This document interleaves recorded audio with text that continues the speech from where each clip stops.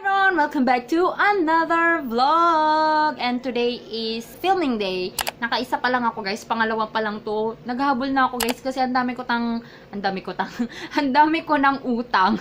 yung yung dalawang word biglang nagmix. Ang dami ko ng utang or ang dami ko ng backlog guys. Ang dami ko pang kailangang i-review. So ano ba yan?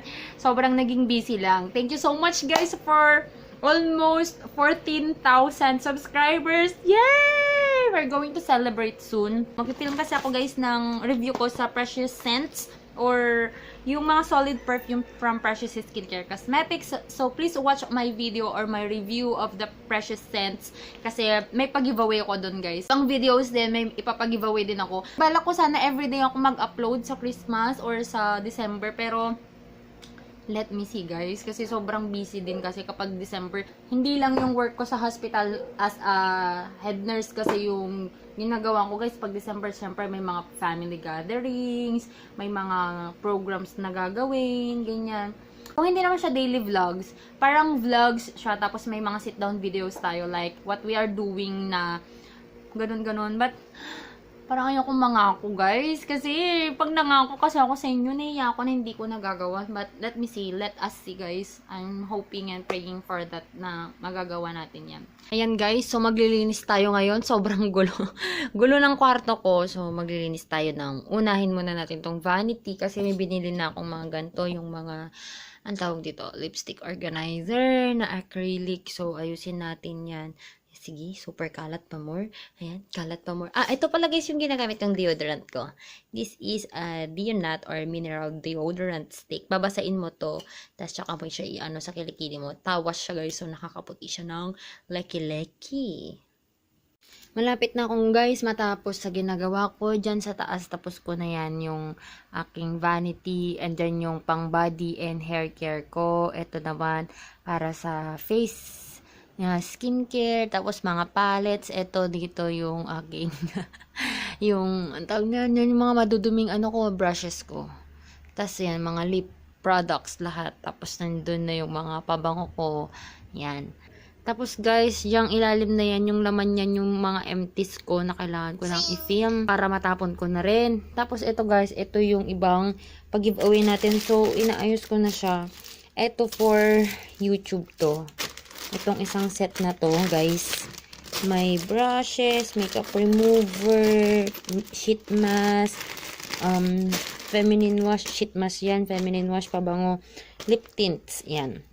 Tapos, meron pa dito, para sa Instagram, yan, mga yan, basta yan. Ayusin ko siya para maganda yung pagkaka-giveaway natin. Ayan guys, tapos na ako dito sa vanity ko, pero don't worry muna yung bed ko tsaka dyan. Basta, yung vanity lang ang pinapakita natin, guys, ha? Ayan, ito yung ating vanity. Ayan, naayos na yung mga lip products, body care, body and, body and hair products.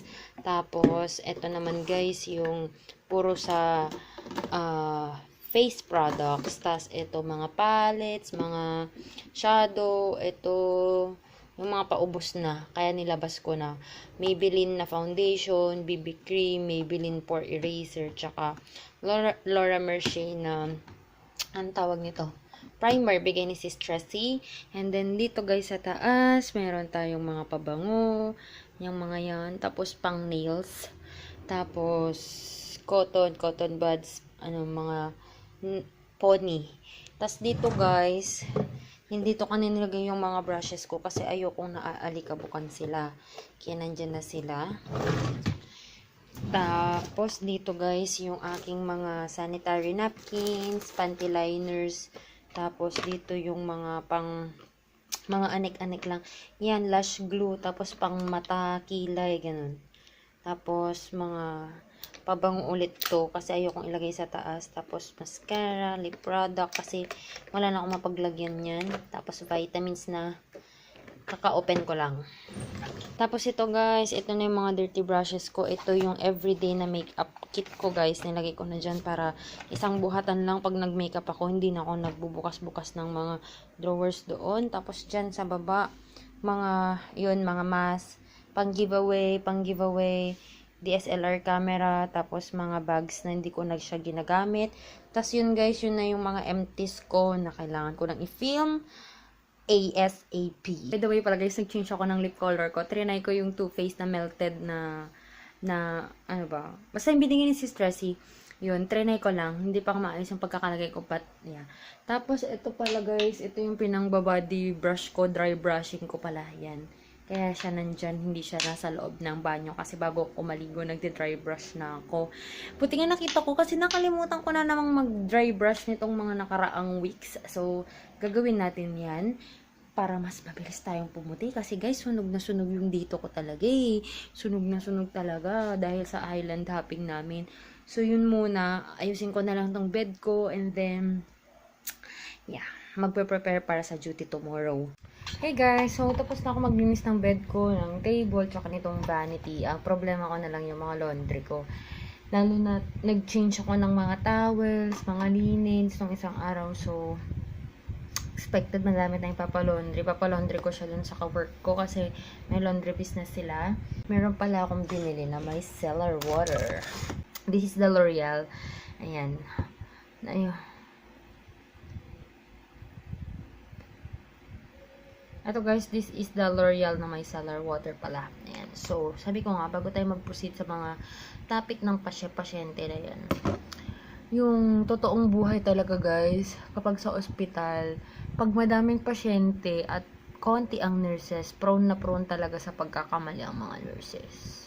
So, kung gusto nyo ng quality care at kayo ay pasyente, ito, tip ko lang sa inyo guys ha, kung gusto nyo ng quality care, tapos hospital kayong family member, or kayo na hospital kayo, pumunta kayo sa hospital na feeling nyo, konti ang pasyente nila para mas maasikaso nila kayo. Kasi pag konti ang pasyente, hindi masyadong nako-compromise or hindi nako-compromise ang quality of care. And like kapag madaming pasyente, like let's be honest na here, mga government na hospitals guys, naawa ako sa mga co-nurses natin na nag-work sa mga government hospitals. Sobrang, hindi naman siguro lahat ng government hospitals, pero karamihan na mga government hospitals, sobrang toxic yung mga nurses doon guys. Sobrang, alam mo, pag nagtatransfer ako ng pasyente, kung minsan parang nakaka-guilty na ita-transfer yung pasyente sa kanila, well in fact, ang dami na nilang pasyente, pero hindi, yun kasi, sila lang, syempre sila yung, mas nakakakaya ng case, yung mga doctors nila, tsaka facilities nila. Yun, kaya, napupunta talaga sa kanila. Ano to? Yun guys, pero, tip ko lang sa inyo ha, bago magmukhang may pasa yung bibig sa, yun yung puntahan nyo yung mga hospital na konti lang yung pasyente nila. Kasi alam mo yung sinasabi nga nila, pag sa government hospital ka daw nag-work, pag lalaki ka daw, ang ayos pa daw ng buhok mo pag papasok ka. Pag lalabas ka daw mohok na, puro na ganyan ka na lang.